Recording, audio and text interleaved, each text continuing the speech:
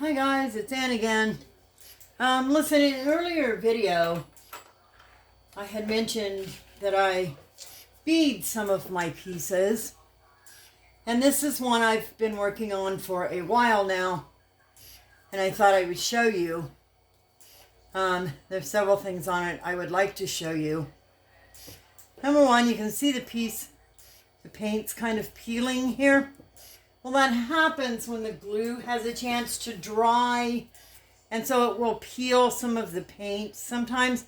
That's why I always base coat my piece. That way it won't, if it peels, it won't take off any of my piece. It'll just be paint that's peeling off, and I'm good with that. But you can see this piece has all of this beadwork done here. I'll show you. That's all beadwork. Now, I'm not gonna lie. There's the crystals on the front. You can see some of the crystals. And I went, I think it was Hobby Lobby, and I got some of the things for the fairy village, little wooden pieces, and I put them along the front to kind of decorate it a little bit. This side, you can see the difference does not have the beading on it. Now, the thing I'm going to tell you about the beading is it is time consuming, it is tedious, and it takes a very, very long time. I've been working on this piece over a year now, and this is what I have done. So, but then again, I have to reiterate, I do not work on the pieces continuously. I haven't touched this piece probably in 6 months or better. So that is one of the pieces that we do with the beading. I also wanted to show you another piece that I'm working on. If you'll recall, I told you in an earlier video, if you saw my earlier video, that I work on several pieces at one time, simply because they need time to dry, and you don't want to become bored and disillusioned with your piece, which may not happen for you. However, it does for me. I easily become bored. This one will be a creepy baby when I am done. It's a special order. I'm making it for someone. It will go on a pedestal and be a display in a cabinet. So these I made from Kleenex and paint.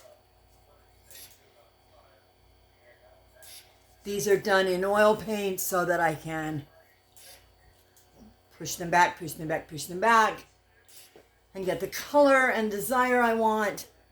As you'll see, that one looks like it has a bruise around it. That comes from working the oil back. As you can see, that one looks like it has a bruise around it, and that comes from working the oil back. There's one on the chest. There's one on the neck. And then, of course, her mouth. Now, the eyes have beads in them. They're reflecting fluorescent kind of flower. If you look down in there, I don't know if you can see it or not, but it looks like a flower. And she'll be my creepy baby when she's done. I took an old perfume bottle and reworked it. And even though it's not all done, it will sit on here something like a crown. So to set it down in there, it gives you a basic idea of what she'll look like with her crown. So that will be another project I'll get finished up. I'd like to have her finished in time for Halloween. I don't know if I'll meet that goal, but we are working on it.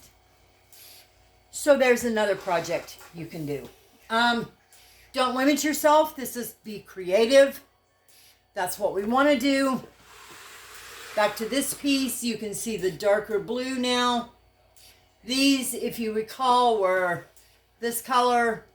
I decided I didn't like them that color. I wanted them a darker color. So they're a darker color now too. That's the neat thing about creating these. You can make them your own, do them any way you want. Create them however you want. And if you don't like it, start again. So that's what today's forum was on, I guess. Was the different pieces you can do. The different things you can work. I have some of the sugar skulls closer to being finished. And I would like to show them to you. I also have a piece that will go in the yard. She's a fairy. When she's done, only she's a huge heavy piece. So I want to save her for another day and show you. But my point is just have fun with this. This is something I started doing 40 years ago. I'm going to date myself. As a relaxation. As something I could do after the kids went to bed. It had nothing to do with my job or the house. It was just something I could concentrate on for myself. And then I found I enjoyed doing it and I enjoyed the pieces I did. But it's not feasible to keep them. I can't have 40 years worth of pieces sitting around my house. So, over the years, I've sold some. I've given some to family and friends. I now have family that will come to me and say, quick, I need a gift for a baby shower, or quick, I need a gift for wedding, or I got somebody's name at work. Can you work me up a piece? And so, yeah, here's the thing I don't do. I don't take special orders. You can give me an idea, and then you can either accept my idea or not, but I don't let someone else dictate what my piece will look like.